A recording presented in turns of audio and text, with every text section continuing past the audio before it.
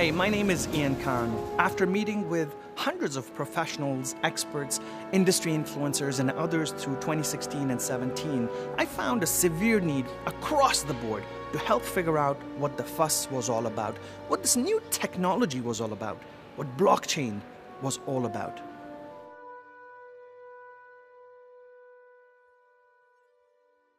Blockchain City is the true story of blockchain and the reality of how it impacts us all.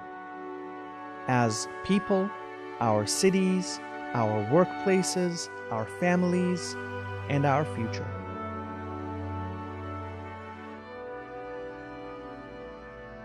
Sometime after the year 2008, an entity or a group of people under the pseudonym of Satoshi Nakamoto came out with the famous white paper that highlighted a new electronic form of currency that would independently change everything about money.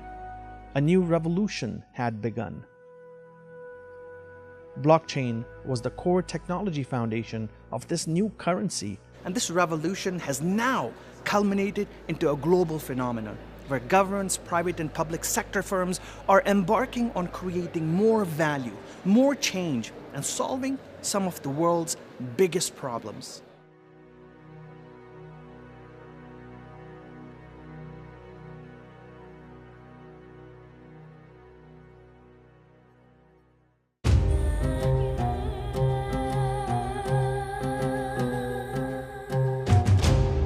My journey of understanding this global movement to create more trust, secure our transactions, and create more value started in the city of Dubai. This is where the vision of tomorrow is driving an aggressive strategy of how technology can augment our capabilities. Follow me on this journey as I embark on a quest to find the truth from those who know best where we're headed.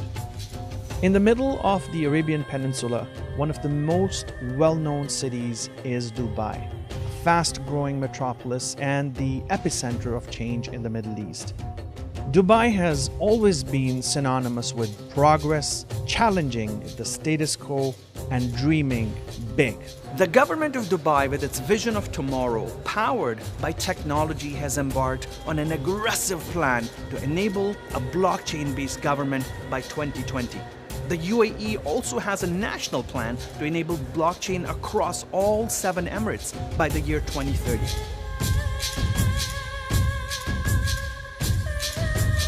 Don't fear from technology. Be smart on how to deal with these technologies.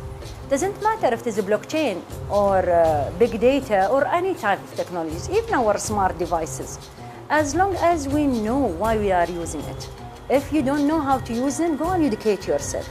Make sure that you utilize the best of these technologies for your own benefit. We need to be wise enough to understand what these technologies will add value to my life.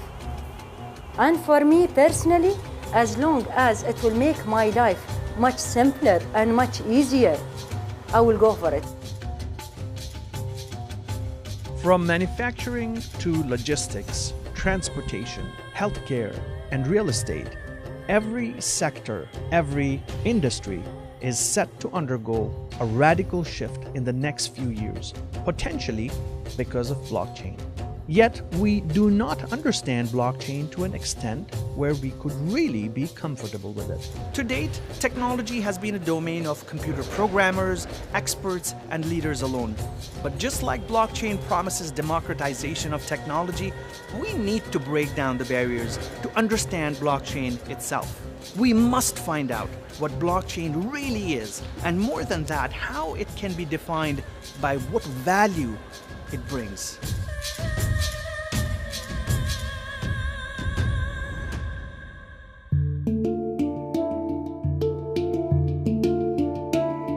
A blockchain is essentially a breakthrough in database technology. It's a new kind of database system that, because of its architecture, enables everybody on the system to trust the system. It's a tool for decentralizing relationships, contracts, and decision-making so that they aren't mediated by gatekeepers of various kinds. It's a very powerful idea. If you use a little example here to make it a bit more illustrative to the viewers, you could think of a transaction which we all observe. So let's assume all the viewers here which are watching us right now would have a little black notebook on their lap and would kind of take notes of all the transactions they are seeing. And they are seeing right now a person here standing which maybe they are not familiar with, and that person is holding $20 in his hands. So you have super sharp eyes and you can see the ID and everything, and this is a legal token. So now you see that I give this $20 to this gentleman over here, which you don't know, but you have seen the transaction took place. Now you write this transaction in your little black notebook and calculate a little sum to that, and you add all the subsequent transactions to that. Now let's say in 5 minutes I'm saying, oh, wait a minute, that weren't $20, that were $100, and I want my $100 back. So all the people who are viewing this transaction, I would have now to convince that their transaction, which have been kind of jotted down in their little black notebooks, are not actually $20 but $100. Now how would I do that, right? Because I don't know how many people actually have a ledger, have written down this transaction. And on top of that, I would have kind of pried my way through. I have to persuade them to change the entry. Why would they do that, right? Because they don't know me, there's nothing they can gain here. And in parallel, all the other transactions which are ongoing, because more people kind of doing payments, they have to be jotted down as well. So they would be super busy, and that would be prohibitively expensive for me to do so. So economically, it doesn't make sense. Despite the various explanations that blockchain is defined as, it's still hard to sometimes comprehend the actual technology. And for that, we must understand it beyond just its architecture. One of the most innovative and forward-thinking countries in the world is also one of the tiniest European nations, Estonia. Over the last 2 decades or so, Estonia has really laid the foundation of a digitally powered nation and is now reaping its rewards. Estonia is also considered to be a leader in blockchain, which in some ways is often a less represented fact. Estonia kind of had blockchain databases before the term blockchain was coined. But I would have to say that Estonia is not a blockchain nation, so we don't run fully on blockchain. We just happen to be in a position where we created similar databases that are now referred to as blockchain technologies. And we use that in our people's registry and to run our state databases and systems. One of the other benefits of blockchain is also mass collaboration and the ease of sharing information to create value. The Netherlands, with its Dutch blockchain coalition, is spearheading efforts to create global awareness and impact. It's a missing piece to support collaboration between different companies, between different governments in a supply chain. It can help you to work together and to give you as a person a better user experience and make new things possible. And yet, where would we be without really addressing the need for us humans to live a life of acknowledgement, respect, dignity, and value? Maybe blockchain can help us realize our true human potential. For me, blockchain is going to help me become more me. It's going to celebrate my individuality. I feel like the IP of who we are and our ideas will have value and meaning, and I think that's going to be a huge shift.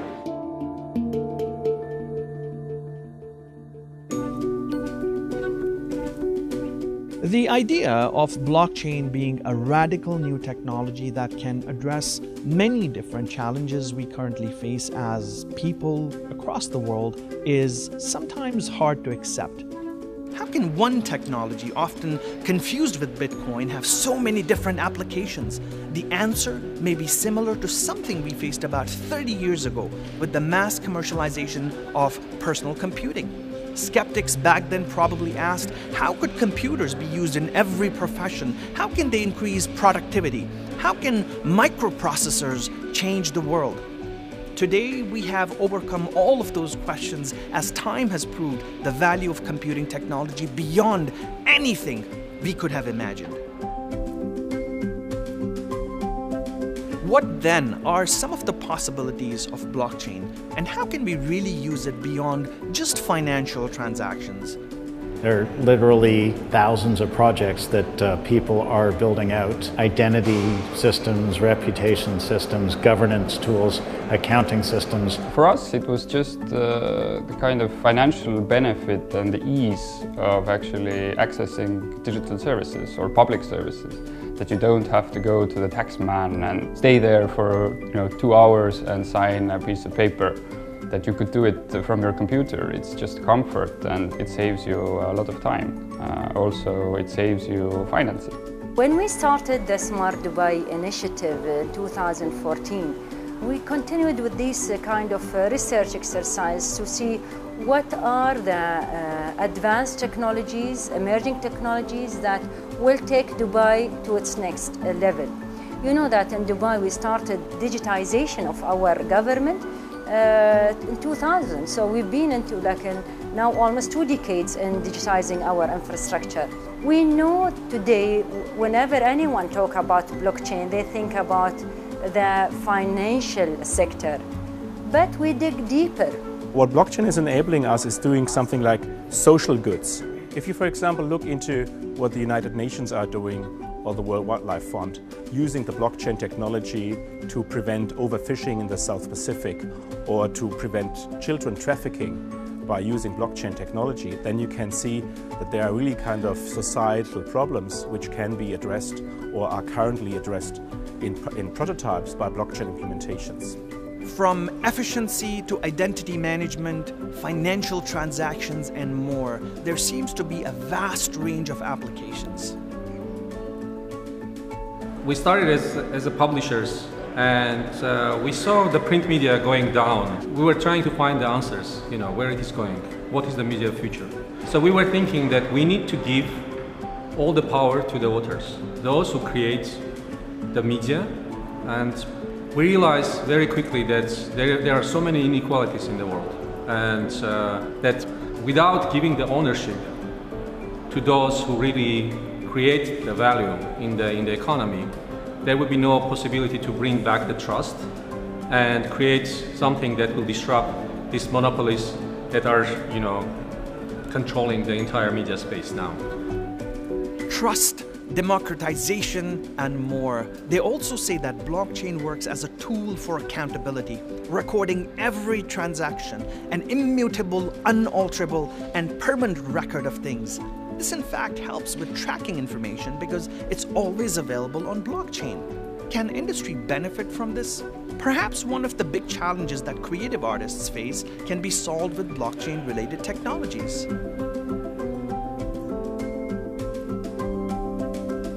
So many examples of how it can change the music industry.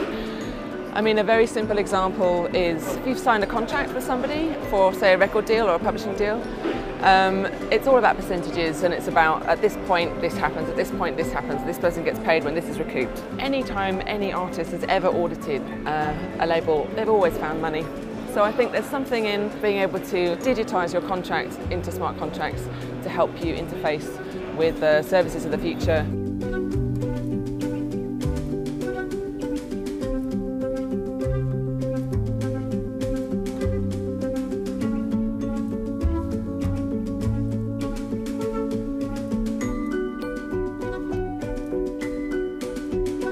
One of the biggest bugbears in the music industry that's failed time and time again is to try to create a verified, authorised global database of music, of songs, a repertoire. And it's failed time and time again because it's been about ownership. It's been about, this is mine, we're going to try and do this all to ourselves. But in opening that up and becoming an open database where people can author that and attribute their worth to that and potentially be a part of that payment in the future also makes these things possible. I feel finally we can create a music ecosystem that is worthy of the music that we love. Content creators can now be compensated for their hard work and finally fight the war with piracy, which costs the music industry billions of dollars every year. But can you and I, as content creators, benefit with a technology such as blockchain as well? We are putting the contents of Wikipedia plus an extra 1 million articles that we've added to Wikipedia on the blockchain.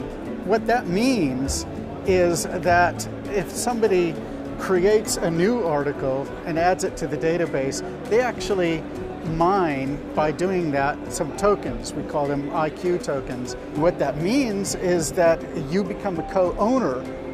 You have a financial stake in the creation and the quality of knowledge. It seems like challenges within government, banking, finance, and even real estate could now have an answer to create a higher rate of return on efforts, work, and productivity in general. One of our projects is to add efficiency in our reconciliation system between bank accounts. Normally, this kind of transaction take almost 45 days. And we thought by implementing blockchain, it will add 30 to 40% efficiency. But it gave us 100%. It dropped that time from 45 days to 0.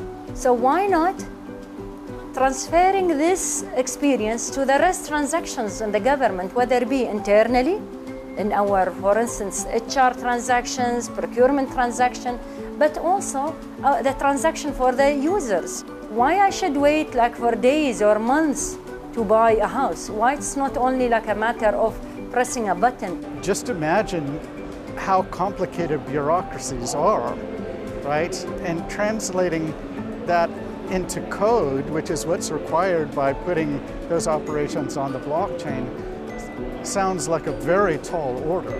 There is a natural tension, actually, between government operations in general and the blockchain, because what the blockchain is disintermediating relationships between individuals.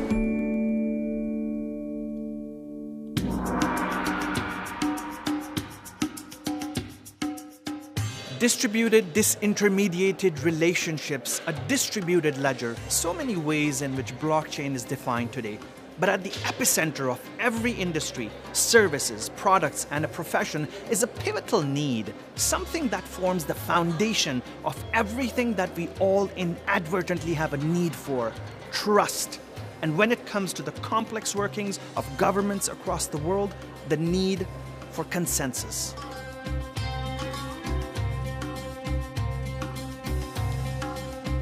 First, you have to find the trust in your citizens, that they trust the government with their data. It's a psychological thing to actually earn the trust. And then you have to have a very rigid system of infrastructure with these databases that we can actually access different data, pull it together. I think these are the first steps. It's definitely not an easy journey, but to stay competitive, I do think it's necessary. In Dubai, we didn't take every sector individually. We took it from an experience perspective. So when we launched this strategy, we focus on 3 elements. The first element is to transfer the applicable government services to be 100% to be run on top of a blockchain. The second component to support building the blockchain industry in Dubai by attracting startups and entrepreneurs in this industry. And the third component to be a global thought leader when it comes to, again, the blockchain industry. When it comes to transferring the government services, we managed to bring almost 60 different bodies, whether it be government or non-government, and we came up with 20 use cases that by 2020 will be transferred to be run on top of blockchain. One of them is the real estate, but other is having health records on top of blockchain, educational records on top of blockchain, and so forth. And by bringing all these government agencies and non-government agencies in the same room, this by itself was a huge success, because the main challenge in any government, not only in Dubai, but even globally, is the silos happen between government entities. They don't talk to each other. At the European Blockchain Center, we do workshops with politicians where we discuss what needs to be done and where to start.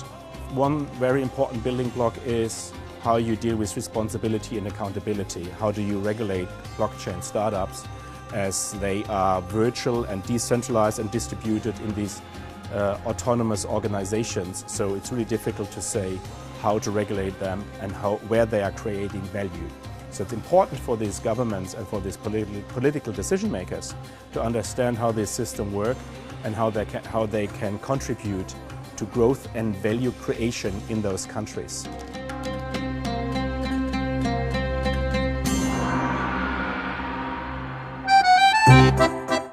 From some of the largest cities to small towns, everyone seems to be driven with this need for change. And the story of one small town on the outskirts of Zurich, Switzerland, to become an outlier is an inspirational story. The municipality of Zug is the first in the world to experiment with cryptocurrency payments for governments and also to enable voting over blockchain. While this may mean nothing for established democracies in the modern world, this could have a deep impact on countries where equality, transparency, and true democracy is just a notion. How did this small town, also referred to as Crypto Valley, start with an idea so profound that it could have a worldwide impact? The City Council of Zug, 5 persons from 5 different parties. We wanted to know what's the difference, for example, between blockchain and Bitcoin. And so we invited a young student who explained us this difference. We didn't understand everything. We decided we accept Bitcoin for payments of certain fees of our city administration, not tax paying. This would have been a little bit too risky, and we didn't ask any experts about this. We said, just do it, let's try it. And it was really the first time, I think, in world history that a city administration, that public administration accepted a cryptocurrency. And I think it's a good and an easy story to explain people what blockchain could be and what use cases exist about blockchain.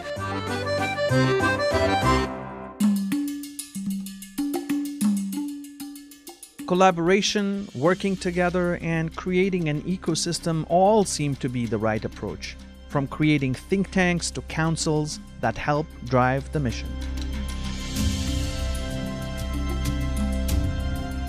We've seen already many cities and even private sector approaching us to take lessons learned, but sometimes also taking the same implementation to be implemented in their cities.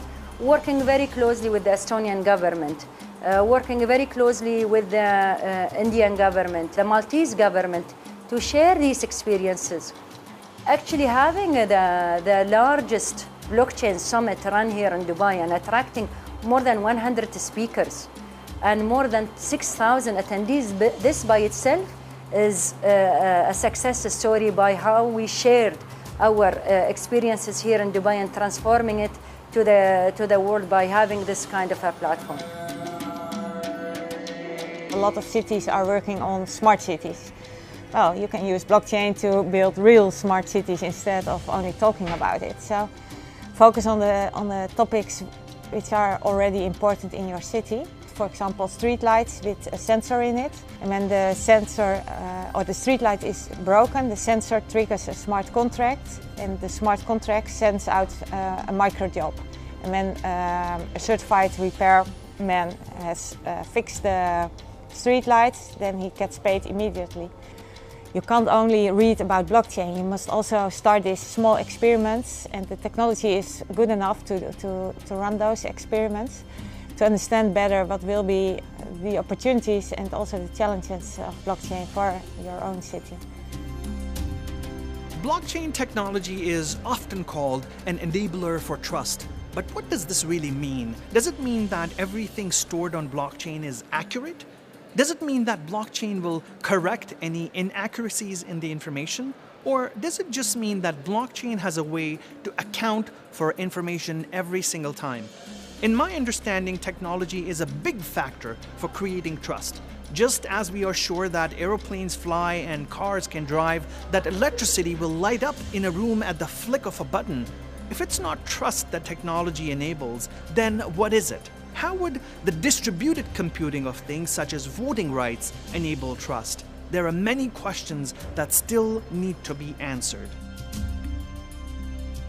It's really kind of something which is interesting because the discussion around trust is something which is kind of rooted deep in human beings. And maybe you trust institutions, but essentially they are also human beings. Now, with the promise of blockchain, kind of many people argue that there is no need for trusting anymore because there is certainty. Well, of course, there's still a need for trust because now you have to trust the technology.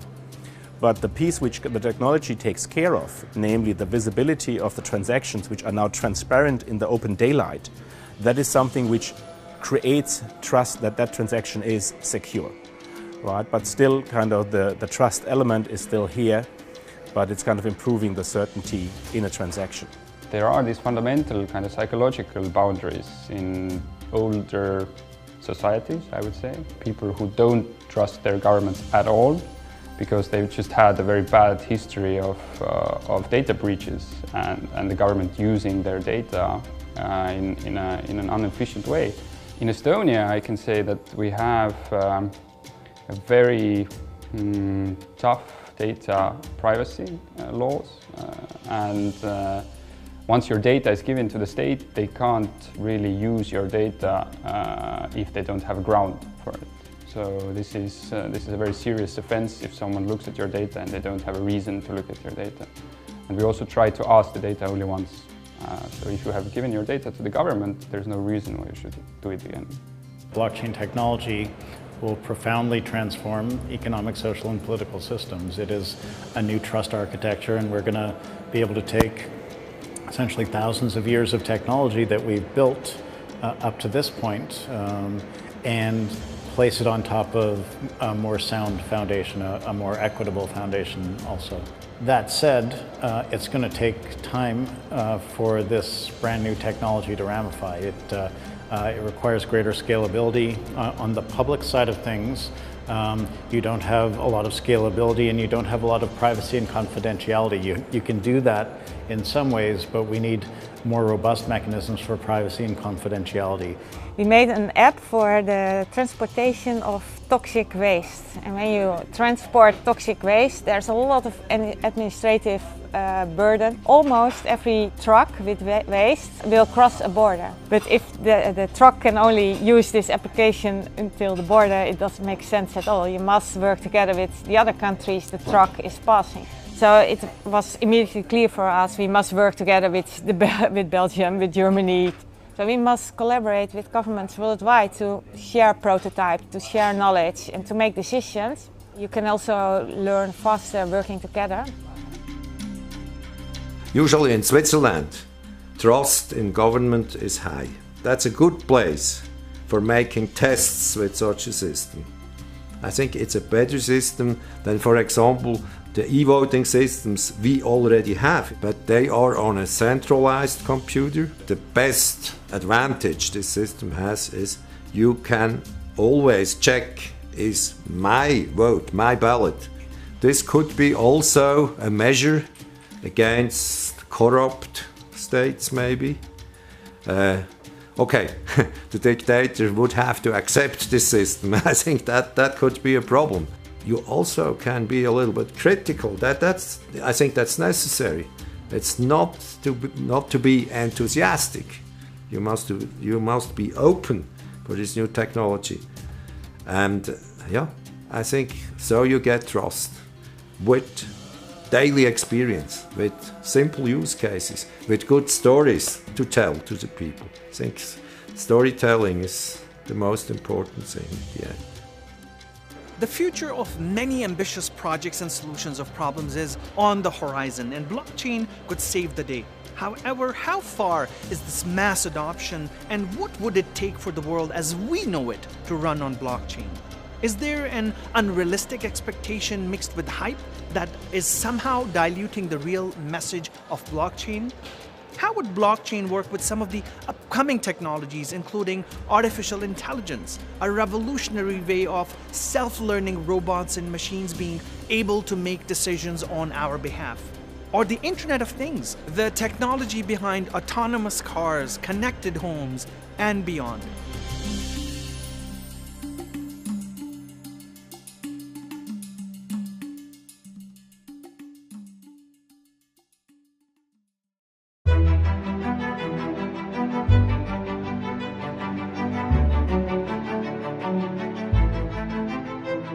The next few years will be a very short time to tell, but when we talk about 5+, 10+ years, the Internet of Things will definitely have an effect in the next 5 years, connected by some kind of identity. So I do believe that there has to be a global form of identity if people are in different societies and they want to be connected with each other.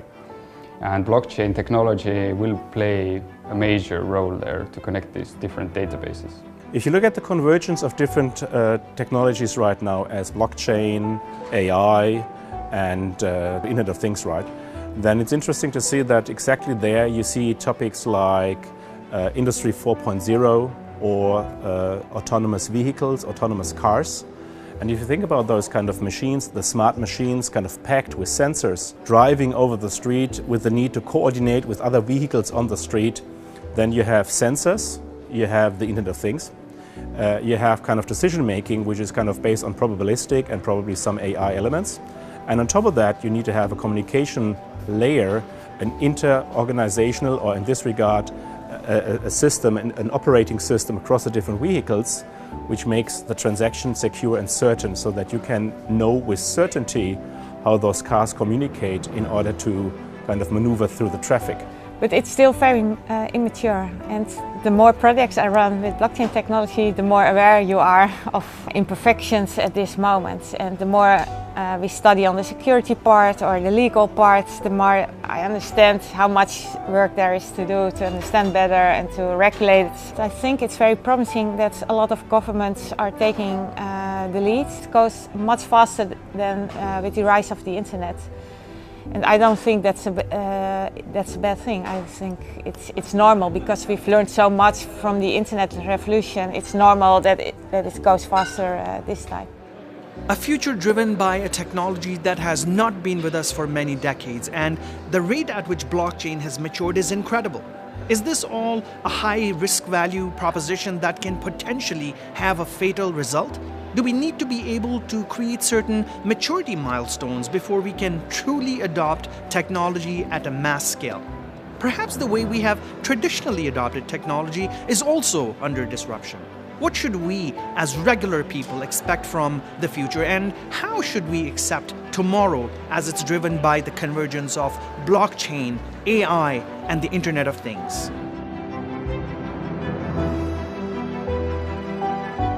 Many of my other city managers, colleagues globally, asking me, don't you fear that blockchain will disrupt your role as a government? When talking about government, we have main two elements or roles: to authenticate transactions and make sure that this transaction is secure. Blockchain will allow us to even take these two roles to its next level, to make sure when there is an authentication component, it's happened faster and even safer.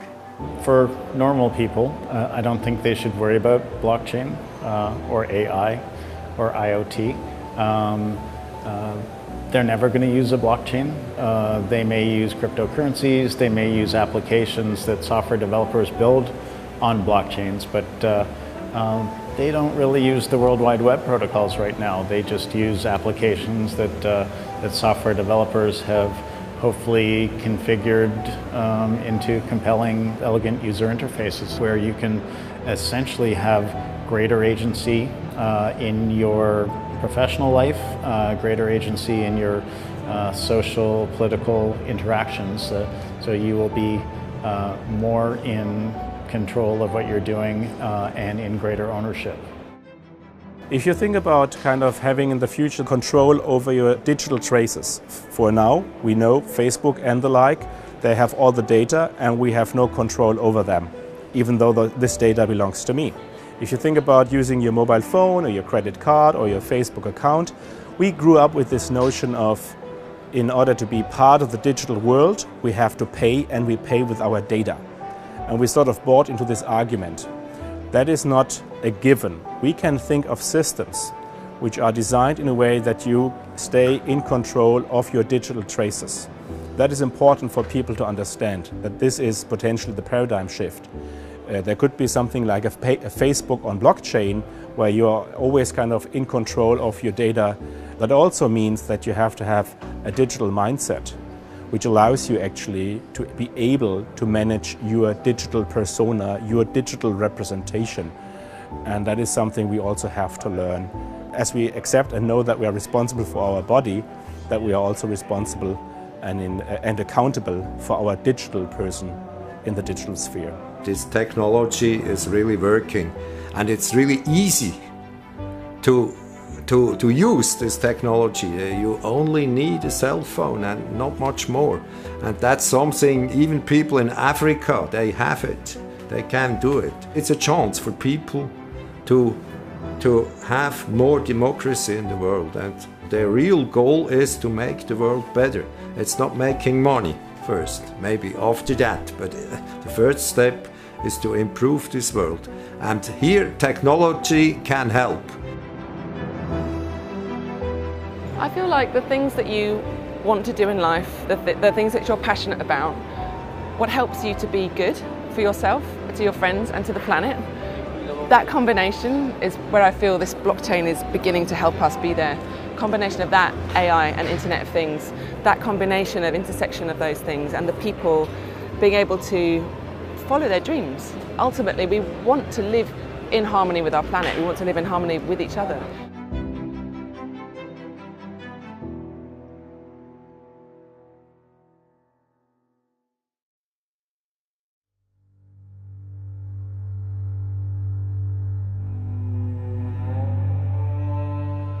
Tomorrow is not here yet, and despite that fact, we are actively building the future with our actions.